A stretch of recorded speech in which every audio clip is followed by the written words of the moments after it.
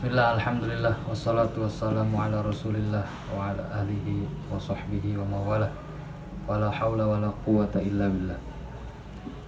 Melanjutkan kajian kitab Al-Hubb fil Quran. Di sini Syekh akan menjelaskan tentang at-thariqah al-kasbiyah ila hadzal hubb. Cara untuk membuat cinta kita kepada Allah ini semakin kuat dan semakin besar. Laqad alimna al-an al-farqa bainal hubb al-qadim minal insan lillah. Telah kita ketahui bahwa memang antara al-hubb al-qadim dengan al-hubb al-kasbi itu ada sangat besar perbedaannya. Yaitu apa? Alladzi yanmudakhila kayal insan lillah ta'ala an tariqil kasb. Waqad alimna anna al-Qur'an, dan kita juga sudah mengetahui bahwa Al-Qur'an yatakallamu ala kullin minhuma, sudah menjelaskan secara detail masing-masing tentang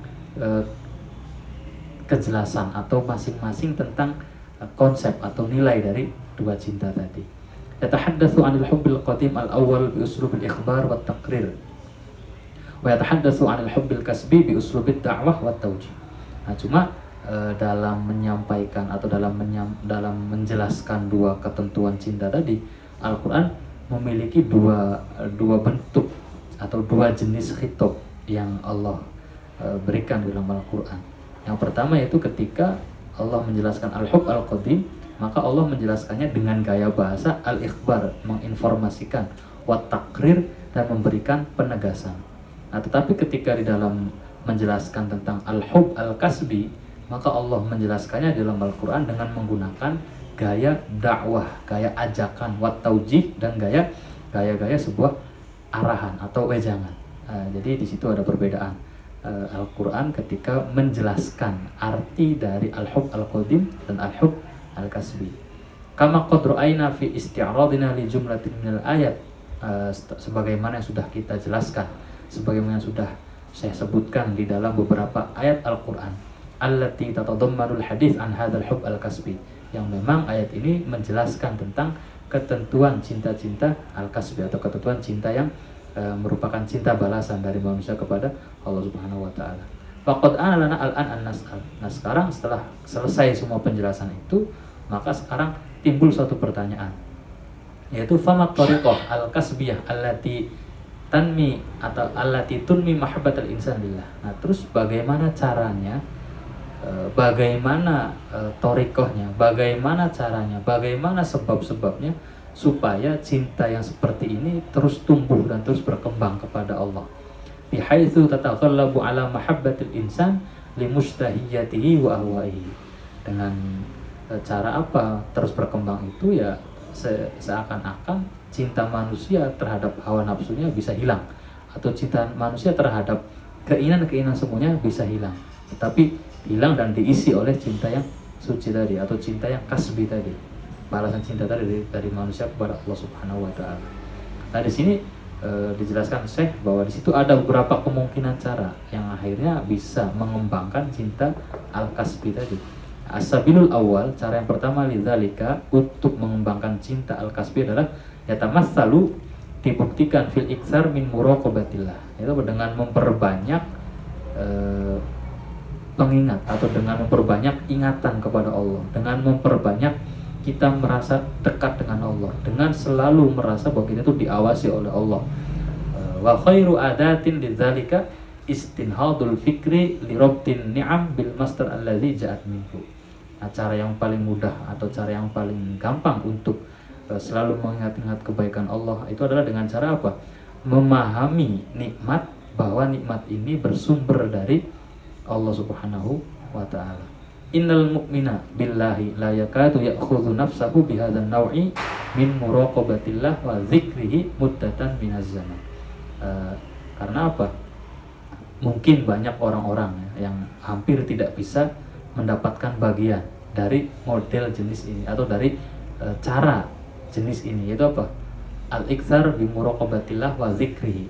Ya, kadang-kadang kita melupakan bahwa kita diawasi oleh Allah, atau kadang-kadang kita melupakan ingatan kepada Allah atau yang lain. Hatta tahtaj baina jawanihi awamilul hubbi li hadzal ilah al-mutafaddil al-mukim. Tetapi ketika tahtaj baina jawanihi, kita sudah merasakan atau sudah mendapatkan anugerah yang sangat besar, sehingga mendorong untuk cinta-cinta ini, akhirnya apa? Kita terbiasa akan mengingat kepada Allah Subhanahu wa taala. Bagaimana caranya? Dengan tadi mengingat nikmat yang Allah berikan, mengingat anugerah yang Allah berikan. Nah, kalau kita bisa mengingat anugerah, bisa mengingat nikmat yang Allah berikan, maka rasa cinta kita kepada Allah akan semakin berkembang, akan semakin bertambah. Karena itu adalah salah satu cara untuk bagaimana caranya supaya cinta kepada Allah ini semakin berkembang. Nah, rabtun ni'am bil ilahil mun'im huwa al wasilah al ula li tawahhujil qalbi bi wuqudil mahabbatillah. Nah, cara yang paling mudah atau cara pertama atau cara yang paling mendasar supaya menghidupkan hati kita, supaya menggetarkan hati kita untuk selalu mencintai Allah, itu adalah dengan cara rabtun ni'am bil ilah al mun'im, dengan selalu memahami bahwa nikmat yang Allah berikan itu ya memang karena atas dasar cinta Allah kepada manusia atau atas dasar anugerah Allah kepada manusia. Wa innaha lal wasilah allati dallana 'alaiha Rasulullah, dan itu adalah salah satu media atau salah satu cara yang memang sudah ditunjukkan langsung oleh Nabi Muhammad.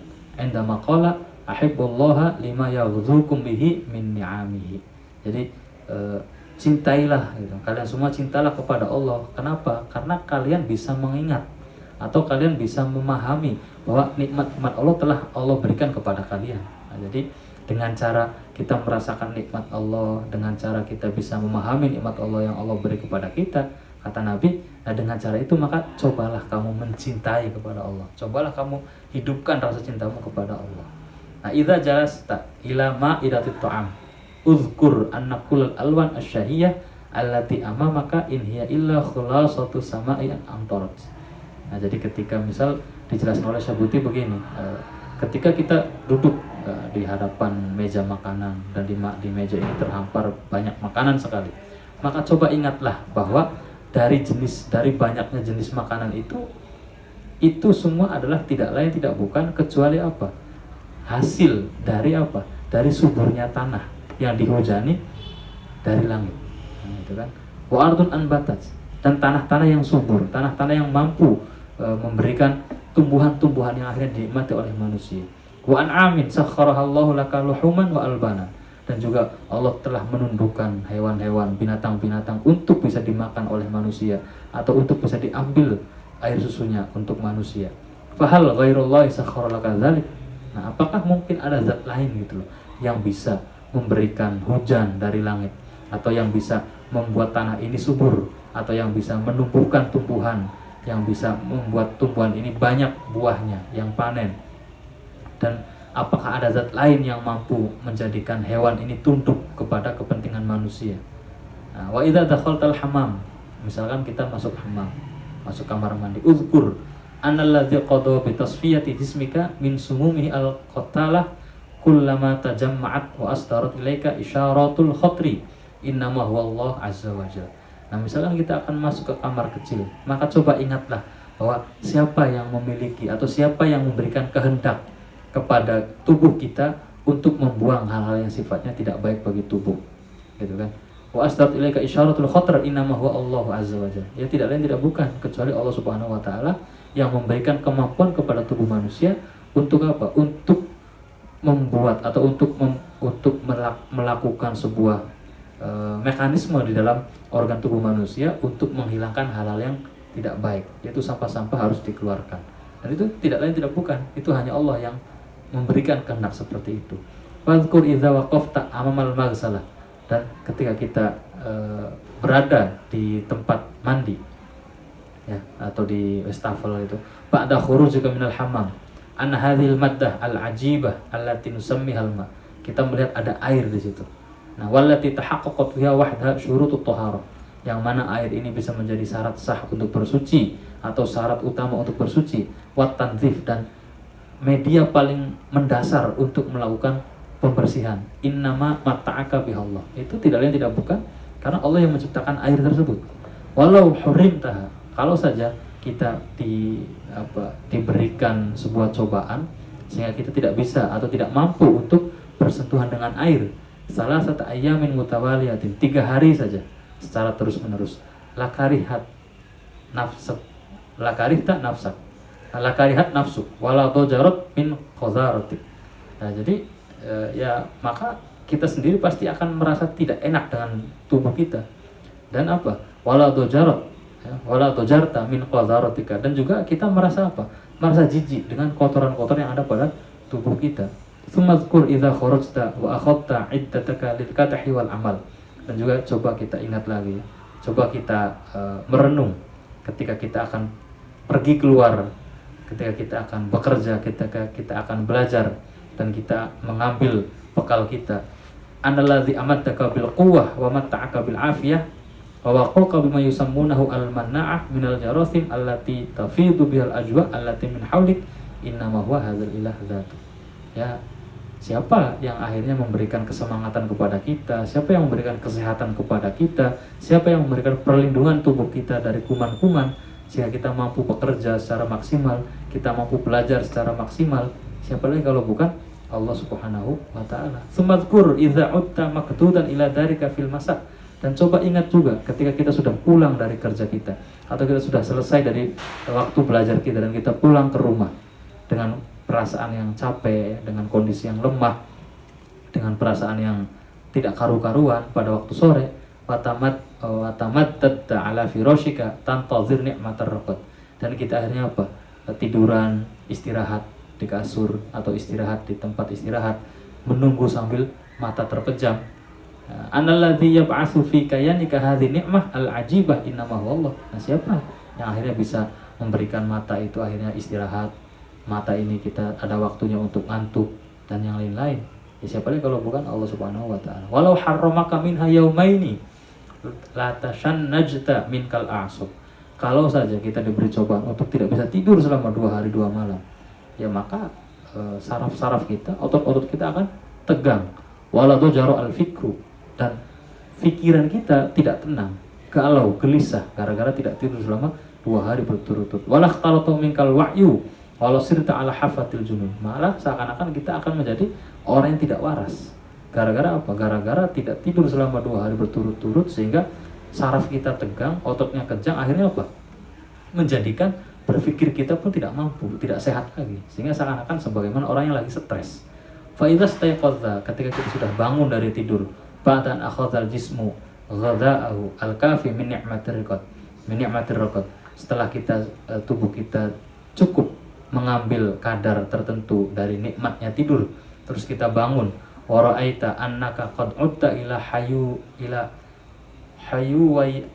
haywiyatika wa nashatika. Jadi haywiyah, ya, kehidupan, merasakan kesegaran lagi. Hayawiyatika wa nashatika. Annaka qad utta ila hayawiyatika wa nashatika. Nah, akhirnya apa? Setelah bangun tidur kita merasa segar lagi, merasa semangat lagi. Fadzkur analladzi ahyaka ba'da ma amataka. Maka ingatlah bahwa zat yang menghidupkanmu setelah membuatmu tidak sadar, ya, atau bisa dikatakan dengan tilkal mautah, dengan mati, as-sughra yang kecil atau tidur itu, dengan dikatakan ketidaksadaran. Innama huwa Allahu azza wa jalla. Itu hanya Allah Subhanahu wa ta'ala. Inna mimma la raiba fihi, wa tidak bisa dipungkiri lagi bahwa anna kullaman akhadha nafsahu bi hadhil muraqabah allati tatamatsalu fi rabtin ni'am daiman bil mun'im la budda an yatahawwala qalbuhu ila wi'ain li mahabbati hadzal ilah al mutafaddil al mun'im al muhsin. Ya, sudah tidak bisa dipungkiri bahwa bukan lagi sebuah hal yang meragukan bahwa ketika kita sudah bisa mawas diri, kita sudah bisa mengingat nikmat-nikmat Allah, sudah kita rasakan sendiri nikmat-nikmat tersebut, maka pasti hati kita pun akan dipenuhi dengan rasa cinta kepada Allah Subhanahu wa ta'ala. Wala budda an tashtadda hadhil mahabbah wa tuhaimin ala majami'in nafsi ila an tataghallaba ala mahabbati sa'iril aghyar. Sehingga kalau kita sudah semakin berkembang rasa cinta kita kepada Allah, sudah dipenuhi hati kita cinta terhadap Allah, maka kita akan melupakan, atau maka kita dengan mudah bisa mengalahkan cinta kepada selain Allah Subhanahu wa ta'ala. Amas sabil atsani, cara yang kedua apa adalah fahuwa an yahrusal insan juhdastitaatihi. Itu apa? Ketika manusia ini semangat atau berusaha, bersusah payah alal ibti'ad anil aklil haram, untuk menjaga diri supaya tidak makan dari hal-hal yang haram, tidak makan dari sembarangan usaha, tidak makan dari hasil-hasil yang belum jelas. wa anwa'il haram, dan kita menjauhi dari hal-hal yang sifatnya haram, wa anwa'is subul ilaiha katsira, dan sangat banyak sekali ya macam-macamnya. Wala majala fi hadza sadad li tafsilil qawli fiha. Memang jenis-jenis haram ini sangat banyak, sehingga ya tidak atau bukan kesempatannya kalau jenis-jenis haram itu di sini disebutkan. Innal ba'du min hadzal mal al haram yasri ilal fam aklan wa mazaqan. Nah, mungkin ada salah satu hal yang haram, dan salah satu hal yang haram ini akhirnya apa? Menjadi makanan. Ya, akhirnya masuk melalui mulutnya, akhirnya dimakan, dan dia sudah menjadi sebuah daging. Wa ba'du ya'khudhu makanahu fi zawayad dar mazahir wa tamti'an. Mungkin ada lagi bahwa hal-hal yang haram ini tidak hanya sebatas makanan, tapi perilaku-perilakunya yang dia lakukan, menyendiri di pojok-pojokan, merasa senang dengan hal yang haram tadi. Wal mustalah al fikhi bal al qanuni aidan yusamma dzalika kulluhu aklal haram. Jadi semuanya pasti dikatakan sebagai hal-hal yang haram, baik secara undang-undang manusia ataupun undang-undang Allah Subhanahu wa taala. Bahwa hal-hal yang haram itu ya pasti tidak bisa diterima, baik secara akal sehat manusia ataupun secara nas-nas agama. Wa asarul haram id yasri ila dar aw yadkhul fam yatajalla fi zujjil qalbi fi naw'in minal qaswah. Bahwa ketika hal-hal haram ini semakin sering masuk pada tubuh manusia atau semakin sering dilakukan oleh manusia, maka apa yang akan ditimbulkan akibatnya adalah hati ini menjadi semakin keras, hati ini menjadi semakin tidak takut lagi kepada Allah, hati ini menjadi semakin jauh meninggalkan cinta Allah. Tahunu amamaha qaswatul wuhush fi mumarasatiha al-ghariziyah allati tusamma min qibalil insan qaswatan. Jadi ya, akhirnya perilaku dia menjadi keras juga, keseharian dia juga menjadi keseharian yang keras juga, akhlak dia juga menjadi akhlak yang keras juga. Karena apa? Hatinya menjadi keras, sehingga ketika hatinya menjadi keras maka akan mengakibatkan atau akan menimbulkan sifat-sifat lain yang keras juga. Jadi dia tidak ada kesantunan, tidak ada kesopanan, tidak ada kelembutan, dan lain-lain. Karena muncul dari hati yang keras. Dan hati yang keras ini adalah muncul dari hal-hal yang haram, baik dia itu terlalu sering makan makanan yang haram atau terlalu sering melakukan hal-hal yang haram. Yuzakkiru al-mustahtar bil haram idh yadkhulu dar awil jawf billahi falyadhkuruhu aw la yuridu an yadhkuruhu. Yuzakkar al-mustahtar bil haram. Nah, jadi ketika ada orang yang menganggap remeh hal-hal yang haram dan dia diingatkan atau diberikan sebuah peringatan ketika dia masuk rumah atau hal-hal yang masuk di perutnya gitu ya. Intinya orang yang makan haram, orang yang terlalu menganggap remeh perkara-perkara yang haram, ketika diingatkan kepada Allah, maka dia apa? Falyadhkuruhu, maka dia tidak mau mengingat Allah. Aw la yuridu an yadhkur, atau tidak ingin sama sekali mengingat Allah. Yaltahimun ni'am duna ayyas'ala 'anil masdar alladzi ja'at minhu. Dia mendapatkan kenikmatan, dia merasakan kenikmatan, dia mendapatkan kesenangan di hidupnya, tetapi dia tidak merasa. Dia tidak pernah merasa, dia tidak pernah memberikan pertanyaan, dia tidak pernah bertanya-tanya siapa atau mana sumber utama dari adanya nikmat seperti ini. Wa duna an yuhadditsa nafsahu bi anna minal lukmi ayataqallaba fi ni'amil ashkalan wa anwa'an thumma la yaltafitu ilal mun'im bi ayyi syukrin. Malahan ya terkadang jiwanya dia itu akhirnya apa? Tidak merasa risih sama sekali atau tidak merasa salah sama sekali ketika dia mendapatkan kenikmatan, tetapi dia melupakan zat yang memberi nikmat tersebut. Nah, jadi dia hanya bahagia dengan sifat-sifat fisiknya, tapi dia melupakan bahwa di situ, di belakang itu ada Allah yang telah memberikan nikmat-nikmat kepada mereka. Apalagi untuk bersyukur, untuk mengingat aja tidak mampu. Nah, itulah bahayanya orang-orang yang tidak mempedulikan atau tidak memedulikan hal-hal yang haram atau makanan-makanan haram. Wa innama maradtu hadhil qaswah ila ma yuhadditsu ta'amul ma'al mal al-haram aqlan lahu aw tamattu'an bihi. Jadi ya, apa sebab dasarnya itu? Ya apalagi kalau bukan sering berinteraksi dengan hal-hal yang haram ataupun sering melakukan makan atau sering makan makanan yang haram. Wa kullama tatawala amadu ta'amul ma'al haram fi hayatil insan. Semakin lama manusia itu berhubungan dengan hal-hal yang haram, izdadat al-qaswah, maka kekerasan hati akan semakin bertambah, kekerasan hati akan semakin meningkat. Allati yusammihal bayan al-ilahi fil Qur'an ar-ron, yang mana dalam Al-Qur'an disebut dengan ron. Itu apa? Ibarat kalau dalam hal-hal dunia itu namanya karat. Jadi dia semakin berkarat dan terus akhirnya apa? Menutupi bagian hati yang benarnya atau menutupi bagian hati yang bersihnya dan ditutupi dengan karat-karat dosa tadi atau karat-karat keharuman tadi. Wala'allahu in istamarra ala dzalika, dan kalau dia terus-menerus membuat hati ini berkarat, yafqadu nikmatal iman billahi azza wa jalla, malahan ujung-ujungnya akan kehilangan iman kepada Allah Subhanahu wa taala, wa yarhalu ila Allah mu'arridun anhu aw nasiyan lahu, dan malah akhirnya ujung-ujungnya yang menentang Allah dan melupakan Allah. Nah, itu jadi pengaruh keharuman terhadap kehidupan manusia sangat-sangat besar sekali pengaruhnya. Wa amas sabil ats-tsalits fa huwa mujalasatu sholihin. Nah, cara yang selanjutnya adalah untuk memupuk cinta kasbi ini untuk semakin berkembang dan semakin kuat, itu adalah dengan cara mujalasatu sholihin, sering bergaul dengan orang-orang yang soleh, wal ibtiad an majalisil fasiqin, dan sebisa mungkin menjauhi pergaulan atau kumpul dengan orang-orang yang fasik, wal majalis allati tadhharu fiha al munkarat, dan sebisa mungkin kita meninggalkan tempat-tempat yang penuh dengan kemungkaran, wa yatimu fiha tadawulul muharramat, yang mana di tempat itu ya tidak ada lagi kecuali keharuman gitu.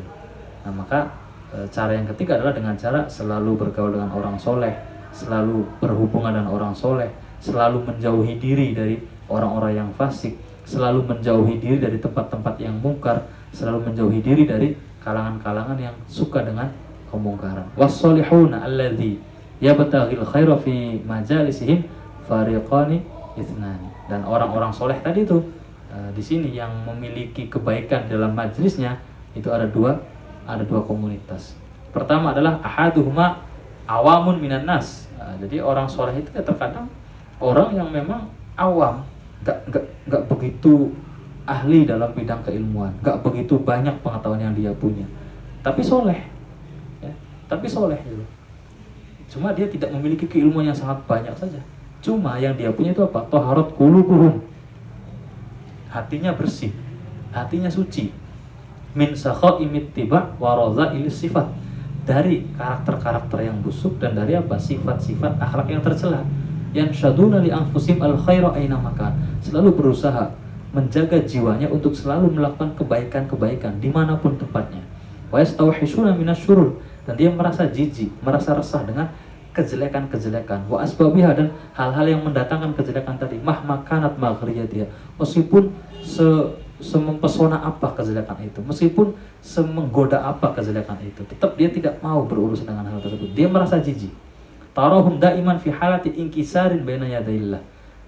Orang-orang ini karena apa bisa begitu? Karena selamanya dia merasa bahwa hatinya itu merasa gelisah kalau jauh dengan Allah Subhanahu wa taala.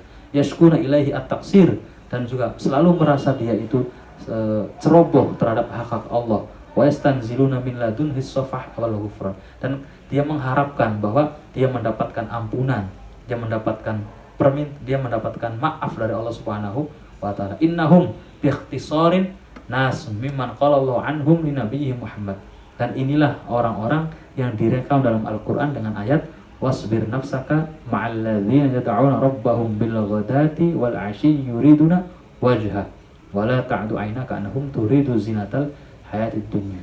Nah, itu di surat Al-Kahfi dijelaskannya bahwa memang orang-orang soleh itu ada yang karena hatinya bersih, meskipun dia tidak banyak ilmu, hatinya bersih, dia selalu merasa risih dengan hal-hal yang buruk, dia selalu berusaha bersusah payah untuk selalu menjaga kebaikan-kebaikannya, dia selalu mengharapkan yang ampunan Allah, dia selalu mengharapkan keridhaan Allah dan yang lain-lain.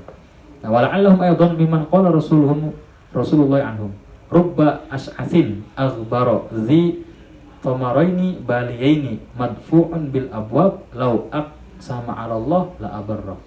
Nah, mungkin di sini ada hadis yang menjelaskan bahwa banyak sekali orang itu ketika dilihat dari tampilan fisiknya itu dekil, kumel gitu ya, kotor, gak bersih. Dia pekerja serabutan apa aja, tapi dia yang penting halal. Meskipun dia bekerja dengan hal-hal yang kotor, dengan hal-hal yang berdebu, dengan hal-hal yang kumel, dia tetap sabar. Yang penting dapat halal. Zitu maraini baliyaini, pakaiannya sudah tidak enak dilihat, pakaiannya sudah sangat compang-camping. Madfu'un bil abwab, dia diusir dia tidak ada satupun manusia yang mau dekat dengan orang tersebut.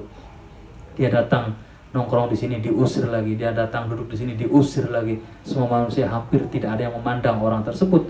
Tetapi lau aqsama 'ala Allah, nah, kalau dia itu adalah berdoa kepada Allah, meminta kepada Allah, la abarrahu, maka Allah akan berikan segala permintaannya. Maka Allah akan berikan segala kebaikan kepadanya. Nah itu model orang soleh yang secara keilmuan mungkin tidak banyak, secara penampilan mungkin tidak baik, secara pakaian mungkin tidak enak dipandang, secara kebersihan tubuh mungkin tidak sebersih orang-orang lain, secara pergaulan mungkin dia dijauhi oleh orang-orang. Tetapi justru orang-orang ini yang dekat dengan Allah Subhanahu wa ta'ala. Fa'idha asarta ala unasin min hadzal farik. Nah, jika kita bisa menemukan orang model begini gitu loh, farkun ilaihim, maka kita harus condong kepada dia. Maka kita harus apa? Dekat dengan dia. Maka kita harus apa? Suka dengan dia. Wa arid nafsaka li rahmatillahi an tariqihim. Kenapa?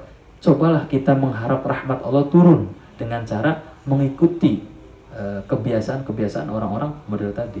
Tuna an tantadhira minar rukun ilaihim yaktibasan li ilmin aw ma'rifatin li hukmin.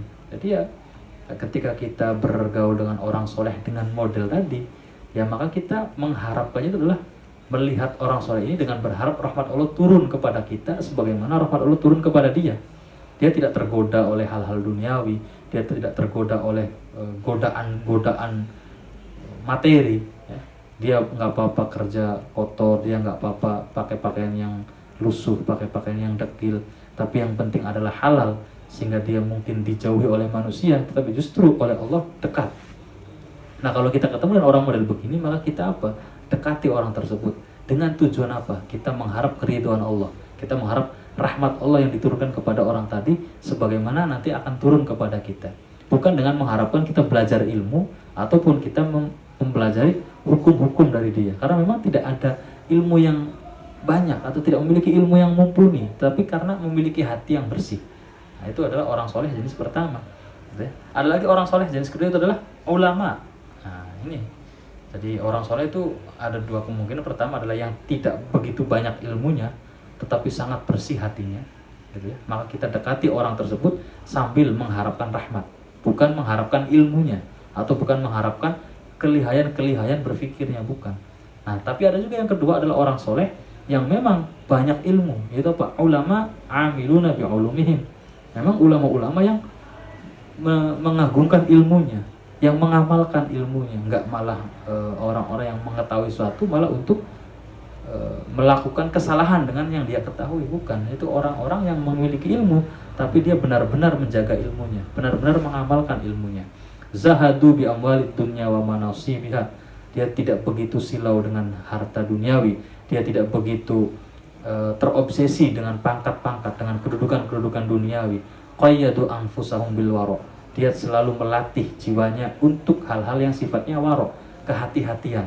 Wa fatahu linnasi abwabal yusri, dan dia selalu memberikan kemudahan-kemudahan kepada manusia min ahkami syar'i, ketika ditanya tentang hukum-hukum syariat. Haitsu ma qamat dalil ala dzalika min Qur'an aw sunnah aw ijtihadil ummah al-mawsufin. Tetapi catatannya adalah kemudahan-kemudahan yang diberikan ini, hukum-hukum yang relevan kepada manusia ini, itu memang dihasilkan dari Al-Quran atau hadis atau ijtihad para ulama yang salafus solehin.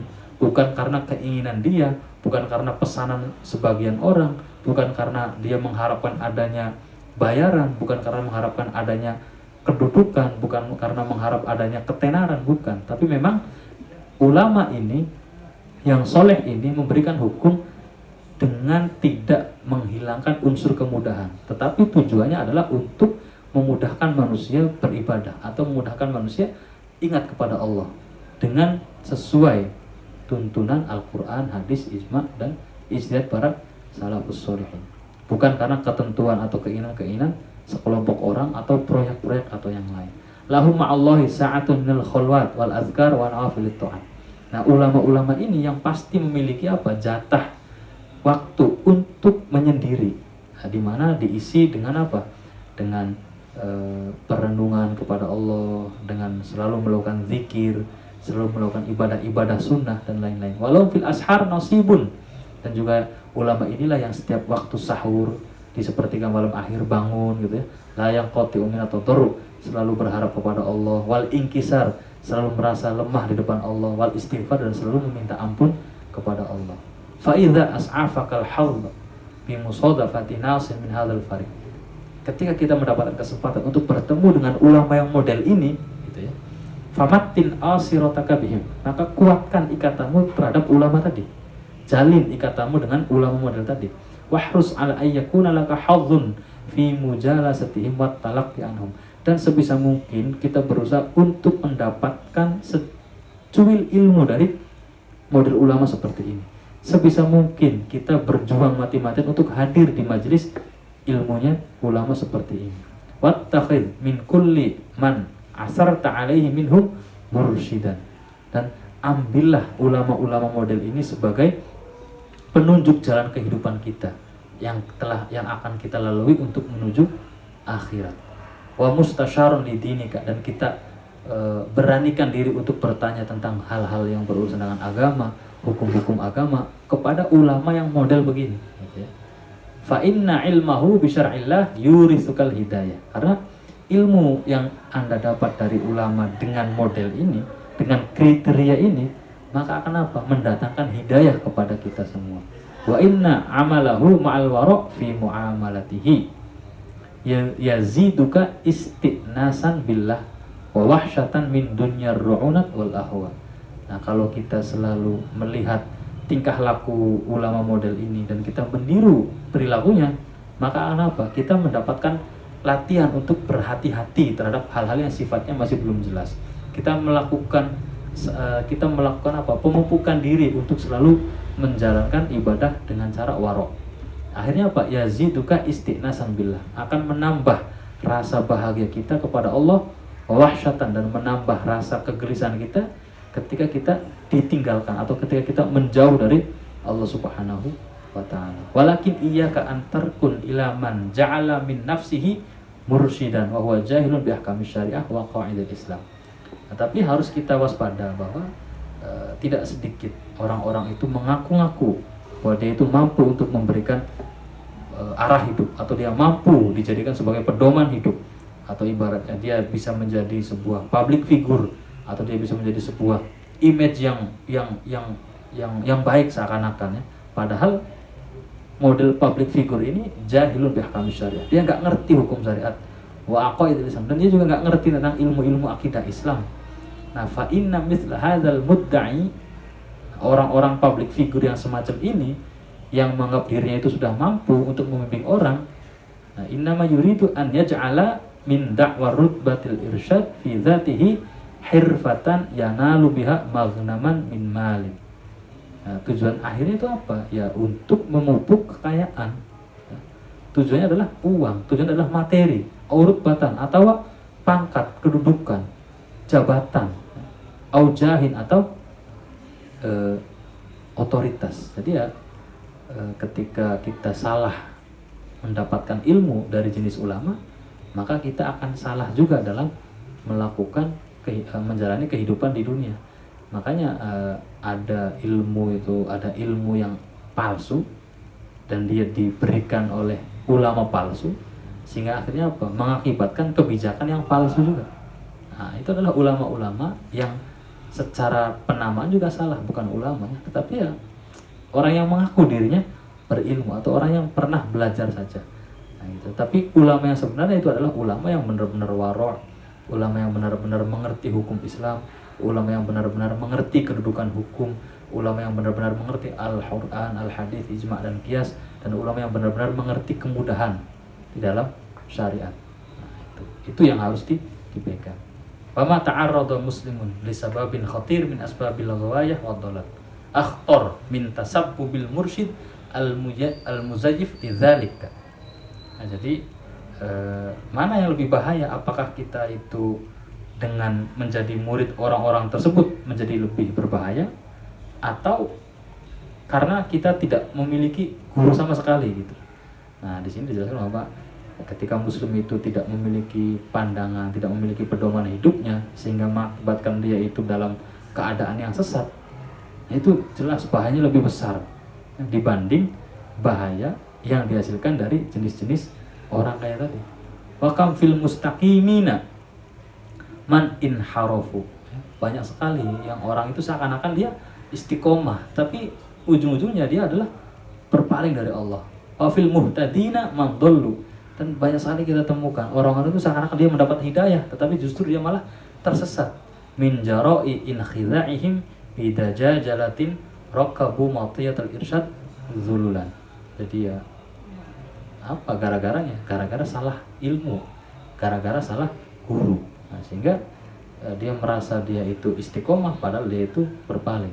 Dia merasa mendapatkan hidayah padahal dia itu tersesat.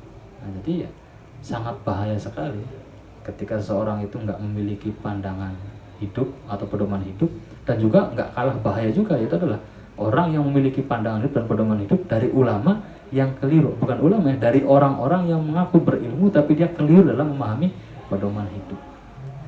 Wahum jahiluna bi aqaididdin, mereka lah orang-orang yang tidak mengerti tentang akidah-akidah agamanya.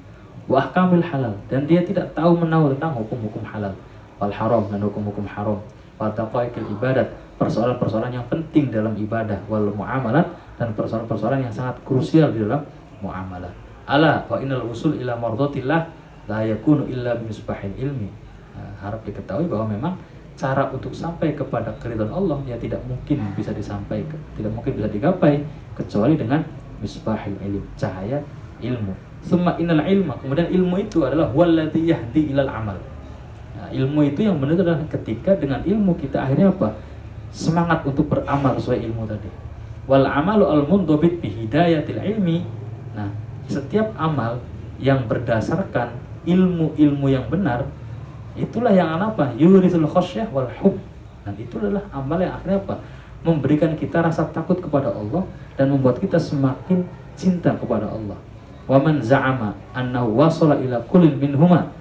Ketika ada orang mengaku-ngaku bahwa dia itu sudah bisa, sudah sampai, sudah mengetahui ilmu, sudah beramal sesuai ilmunya, sudah mendapatkan rasa takut kepada Allah, sudah mendapatkan rasa cinta pada Allah, tapi min duni ilmin, dia tidak mengerti apa-apa, bahwa kadzibun, maka dia adalah orang yang pendusta, mudajjalun, dan menipu orang atau menyesatkan orang lain. Jadi maka di sini saya ingin menjelaskan bahwa untuk sampai kepada atau untuk cara supaya kita itu semakin cinta kepada Allah dengan al-hub al-kasbi tadi, maka ada banyak kemungkinan cara.